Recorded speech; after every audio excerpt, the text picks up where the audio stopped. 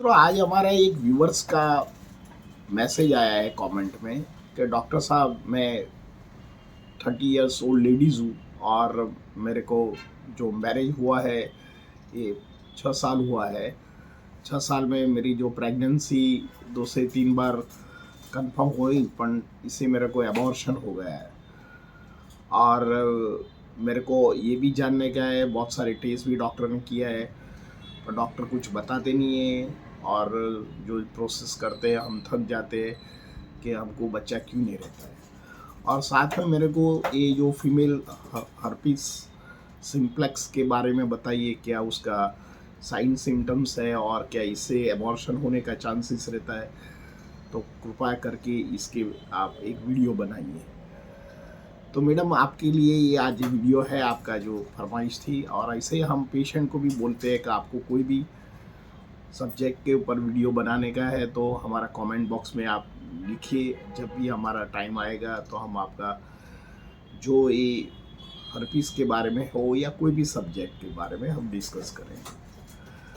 पहले तो मित्रों आपको ये बताते हैं कि ये जो फीमेल हर्पीस सिम्प्लेक्स वायरस क्या है और उसके क्या साइन एंड सिम्टम्स है और कौन से टेस्ट किया जाता है और कौन से प्रकार के ट्रीटमेंट लिया जाता है। बाद में हम आपको बताएंगे कि ये जो एबॉर्शन हुआ है ये किसके कारण से हुआ है। तो आप ये मेरा जो वीडियो है शुरुआत से लेके एंड तक आप देखोगे तो आप इसके लिए आपकी जानकारी ले सकते हैं। मित्रों हर्पिस जेनिटल ये एक सेक्सुअल ट्रांसमिट डिजीज़ है। जो ये अनप्रोटेक्टेड सेक्स करते हैं तो ये स्किन टू स्किन कांटेक्ट या सेक्स के जरिए एक दूसरे को कांटेक्ट में आने की वजह से हो सकता है। और ये जो वायरस है ये एक बार इन्फेक्शन लगता है तो बॉडी में से हटना बहुत मुश्किल हो जाता है और बहुत लंबे टाइम तक आप अंडर ट्रीटमेंट रहते हैं तो आपकी इम्यूनिटी फिर से बरकरार हो जाती है और आप ठीक हो सकते हैं। ये 90% तो स्किन टू स्किन कांटेक्ट से ही आता है। और ये जो 10% ऐसा बोला जाता है कि कोई सर्जिकल किया हो या ब्लड ट्रांसफ्यूज़न हो या किसिंग किया हो या किसके साथ ब्रशिंग चेंज किया हो या कोई आपने डेंटल ट्रीटमेंट किया हो और कोई इंजेक्शन लिया हो या किसी का आप टॉवेल यूज़ किया हो और उसका यूरिनल बाथरूम यूज़ किया हो टॉयलेट, तो भी इससे जरिए ये 0.2% शक्यता रहती है।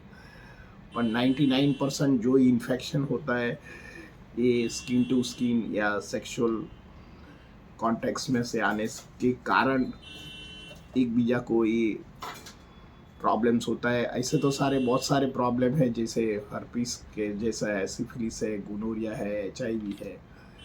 इसके लिए वीडीआरएल टेस्ट करते हैं तो इसे हम टीएनपी टेस्ट से भी मालूम पड़ जाता है कि ये जो आपको इन्फेक्शन कौन सा प्रकार के। इसके लिए मैंने आगे भी बहुत सारे वीडियो बनाए हैं। आप मेल जेनिटल सेक्स के बारे में भी आप देख सकते हैं। मेल हर्पीस सिम्प्लेक्स वायरस, इसका लिंक हम नीचे बताते हैं। इसके लिए भी जानकारी दे सकते हैं। तो इसके कौन से साइन एंड सिम्टम आते हैं। तो ये सबसे पहले जब आप कोई ऐसे इन्फेक्टेड पुरुष या कोई व्यक्ति के साथ संपर्क में आने के कारण थर्ड डे आपको एक तो लो ग्रेड फीवर हो जाता है और आपके ये जो जेनिटल अंग है, जो गुप्त अंग है, इसमें आपको छोटे छोटे बम्स आ जाते हैं, इरिटेशंस होता है, ड्राइनेस हो जाती है और कई बार आपका जो मूत्र मार्ग है वहीं छोटे छोटे अल्सरेशन फॉर्म हो जाते हैं और कई बार इसमें HPV इन्फेक्शन हो जाता है जिसको ह्यूमन पेपिलोमा वायरस भी बोलते हैं। और कई बार ये हेरी पार्ट में भी होता है, कई बार बटक एरिया में आ जाता है और जितना पुराना हो जाता है थाई पार्ट में भी इरप्शन आ जाते हैं। और दर्दी को लो ग्रेड फीवर रहता है और कई बार इसमें लिम्फेडिनाइटिस हो जाता है, थकान हो जाता है और बॉडी एक हो जाता है, मुंह में से खराब बदबू आता है और दर्दी थोड़ा टाइम वो दवा लेता है तो ये ठीक हो जाता है। पर कई बार ये लॉन्ग टर्म रहने के कारण शरीर पर उसकी जुदी जुदी प्रतिक्रिया आता है, और ये जितना खून में जाएगा, जितना पूरा ना हो जाएगा, इसका मरने का चांसेस 50% रह जाता है। वो कैसे तरह मिटता है, हम ये वीडियो में हम आपको एंड में बताएंगे। तो ये एक्यूट स्टेज में हमारा जो जेनाइटल पार्ट में उसका ये सिम्टम्स आता है। कई बार ये पूरा ना हो जाता है तो दर्दी को मेंटल सिम्टम भी आता है, जैसे एंजाइटी होना, डिप्रेशन हो जाना, थकान लगना, नींद नहीं आ जाना, घबराहट होता है, छाती में पाल्पिटेशंस हो जाता है, कई बार आंखों में भी झांक पड़ता है, दर्दी को चक्कर आता है, वर्टिगो आ जाता है, कई बार दर्दी को पाल्पिटेशन, नर्वस पाल्पिटेशन हो जाता है, भूख नहीं लगता है, और पेट में कुछ उनको गड़बड़ ज़्यादा लगती है, खाने की इच्छा लगती है पर खा नहीं सकते हैं। कई बार धीरे धीरे उसका जो फेस होता है अगली हो जाता है, फेस के आजू बाजू में स्वेलिंग हो जाता है और डार्क आई सर्कल हो जाता है, पिगमेंटेड आ जाता है। कई बार जेनाइटल हर्पीस 1 के कारण, 2 के कारण 1 भी हो सकता है, तो लिप्स के आजू बाजू में आप पिक्चर में दे सकते हैं, तो ऐसे तरह बॉइल्स भी निकल आ सकते हैं। कई एक बार वंस होता है तो एक माउथ किसिंग के कारण भी ये ट्रांसमिशन होता है और जेनाइटल हर्पीस में से जेनाइटल सिम्प्लेक्स वायरल 1 में भी कन्वर्ट हो जाता है। तो मुंह के अंदर छाला पड़ना, लिप्स पर छाला हो जाना, गले में छाला आ जाना, ये सब कुछ सिम्टम्स हर्पीस के सिम्टम हो सकते हैं। कई बार दर्दी को जॉइंट में कट आवाज आना, छोटी उम्र में जॉइंट घस जाना, कमर दर्द रहना, गले की हड्डी घिस जाना, फ्रोजन शोल्डर हो जाना, बहुत सारे कॉम्प्लिकेशन डे बाय डे आ जाते हैं। इसके लिए ये लोग बहुत सारे एंटीवायरल दवा है, जोविरेक्ट जैसी कोई दवा होती है, तो वो दवा टेम्परेरी तो ये रोग को सप्रेस कर देता है, पर ये फिर से उग्र हो जाता है और दर्दी को जैसे वीकनेस आ जाता है तुरंत शरीर में बम्स निकल आते हैं। ये कई बार बम्स पीठ पे आते हैं, छाती के पार्ट में आ जाता है, कई बार गले में, फेस पर, कूल्हे के एरिया में, गुदा के आजू बाजू में, और बम्स रिड्यूस होता है और पेनफुल होता है और ये जाने का भी टाइम नहीं होता है, और दर्दी को उनकी जो लाइफ, पर्सनल लाइफ भी वो एंजॉय नहीं कर पाते हैं। पर कई बार उसका प्रॉपर डायग्नोसिस करने के कारण उसको ऐसे डायग्नोसिस हो जाता है कि भाई हाँ, इसके ये इन्फेक्शंस कोई उसको पास्ट में कोई सेक्सुअल कांटेक्ट ऐसे इन्फेक्टेड व्यक्ति के कारण आया हो, तो ये शक्यता हो सकती है। तो इसके लिए आपको 2 प्रकार के टेस्ट होते हैं, एक HSV1, दूसरा HSV2। साथ में दोनों का HSV1 IgG, HSV1 IgM, ऐसे तरह HSV2 IgM और HSV2 IgG, इसे आप जो टेस्ट करा तो इसमें जो वायरस लोड कितना है वो मालूम पड़ जाता है, पॉजिटिव है और कितना पुराना है, सब कुछ ये टेस्ट में आ जाता है। और टेस्ट में करने के बाद मालूम पड़ता है कि ये इन्फेक्शन बॉडी में है और कैसे आया है। जो मैरिड हो तो उनका हस्बैंड को भी टेस्ट करना पड़ेगा, और बार बार जो गर्भपात होने का जो कारण होता है तो ये 1% to 20% उसका भी शक्यता है। आगे इसके लिए हम बात करेंगे।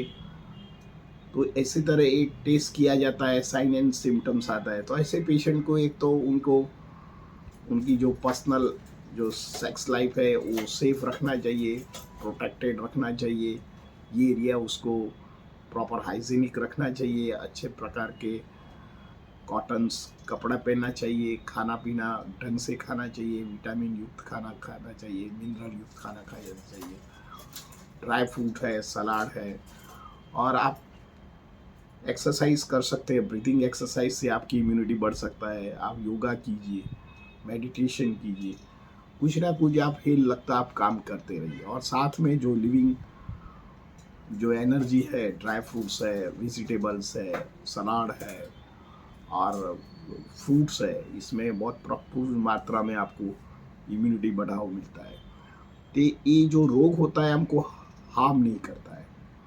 आपने देखा होगा कि भाई जब जब कोरोना वायरस हुआ तब अब उनका इंक्यूबेशन पीरियड था, तब उसने आतंक मचाया, पर धीरे धीरे ये हमारा बॉडी इम्यून्स हो जाती है, तो वायरस कुछ करता नहीं है। ऐसे होम्योपैथिक में उसके लिए दो प्रकार के मेडिसिन होते हैं। पहले तो हम सिम्टोमेटिक ट्रीटमेंट करते हैं, तो ये सिम्टोमेटिक ट्रीटमेंट करने जैसे बम्स आना, पेशाब में जलन हो जाना, बैड स्मेल आ जाना, मुंह में बैड स्मेल आना, थकान लगना, पाल्पिटेशन, ये सब कुछ सिम्टम लेके हम ट्रीट करते हैं पेशेंट को, और 3 से 6 महीना देखते हैं। पेशेंट ठीक होता है तो फिर से टेस्ट कराते हैं, और नेगेटिव आता है तब तक दवा करते हैं। दूसरा पार्ट ऐसा है कि हम इम्यूनिटी बढ़ाते हैं, तो इम्यून फोर्स के लिए हम उनका टोटालिटी सिम्टम लेते हैं, मेंटल सिम्टम लेते हैं, और जाके हमको उनको ट्रीटमेंट करना पड़ता है। ट्रीटमेंट थोड़ा लंबा होता है, पर ज़रूर ट्रीटमेंट लीजिए, क्योंकि ये जो वायरस है एकदम बॉडी में से हटता नहीं है। वेरी वेरी लॉन्ग टर्म आपको ट्रीटमेंट लेना पड़ेगा, तो जाके आप सेफ लाइफ जी सकते हैं। नहीं तो आपको शरीर में बहुत सारे कॉम्प्लिकेशन हो सकता है, और आपका फैमिली बनना भी कई बार मुश्किल हो जाता है। कई बार फैमिली बनता है तो ये बच्चों में भी उतर आ सकता है, बच्चा कई बार खोड़ खापन वाला आ सकता है, कई बार मेंटल रिटार्डेड चाइल्ड भी आ सकता है, कई बार उनके कोई अंग गायब हो सकता है, कई बार उनको सीवियरिटी कुछ डिफॉर्मिटी भी हो सकता है। ये चांसेस होने का संभावना 5 से 10% भी नहीं है, तो घबराने की ज़रूरत नहीं है। कई बार आ जाता है, पर शॉर्ट ऐसा कोई मेडिकल साइंस ने अभी तक किया नहीं है कि भाई ऐसे कारण से हो सकता है, पर कई कारणों से माना गया है कि ये जो वायरल इन्फेक्शंस है ये जेनेटिक पर डिस्टर्ब करता है। अभी दूसरा क्वेश्चन जो आपका है कि भाई जो मेरा बार बार आपको एबॉर्शन होता है, तो ये हर्पीस सिम्प्लेक्स वायरस का कारण है। तो इसके लिए मैडम आपको एक तो टॉर्च टेस्ट आता है, TORCH। इसका टॉर्च टेस्ट में 4 वायरस का एक समूह का टेस्ट आता है कि जब आप कोई किसी को इंटरेक्ट आता है तो एक वायरस के संक्रमण से इन्फेक्शन लगा है, या कोई कहें कि जब किसी के साथ संपर्क में आता है तो उनको मल्टीपल वायरस हो, और इसके साथ आप स्किन टू स्किन कांटेक्ट में आए हो, तो इसके जरिए ट्रांसमिट आपको हो सकता है।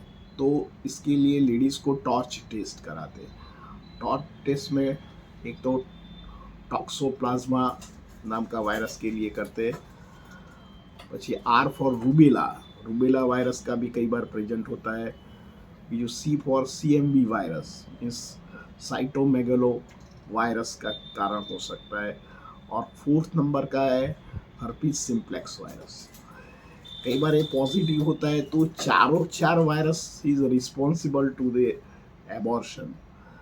तो इसके लिए भी होम्योपैथिक में बहुत सारे दवाइयाँ हैं, और पहले तो आप दवा कराइए, थोड़ा हेल्दी खाना खाइए, मन शांत करिए, और हस्बैंड वाइफ को दोनों को ट्रीटमेंट लेना पड़ेगा। ट्रीटमेंट लेने के बाद आप कुछ कंक्लूजन करके आप लेते हैं लॉन्ग टर्म, तो ये बच्चे भी हेल्दी आएगा, आपकी लाइफ भी हेल्दी रहेगा, और आपका जो बाकी का जो लाइफ है ये हेल्दी और अच्छी तरह निर्माण कर सकते हैं। होम्योपैथिक में बहुत सारे दवाइयाँ हैं हर्पीस के बारे में। फीमेल जो सिम्प्लेक्स वायरस है, या मेल सिम्प्लेक्स वायरस है जिसको HSV1 HSV2 बोलते हैं, या हर्पीस इन्फेक्शन बोलते हैं। इसके लिए आपको लॉन्ग टर्म दवा लेने के लिए तैयार रहना चाहिए, और ये दवा की कोई साइड इफ़ेक्ट नहीं है, पर आप धीरज से जो प्रयोग करते हैं तो ऐसे रोगों में आप जरूर बाहर निकल सकते हैं, और आप माँ भी बन सकते हैं। मित्रों, मेरा वीडियो आपको कैसा लगा? अच्छा लगता है तो लाइक कर दीजिए, शेयर कर दीजिए। धन्यवाद। Thank you very much.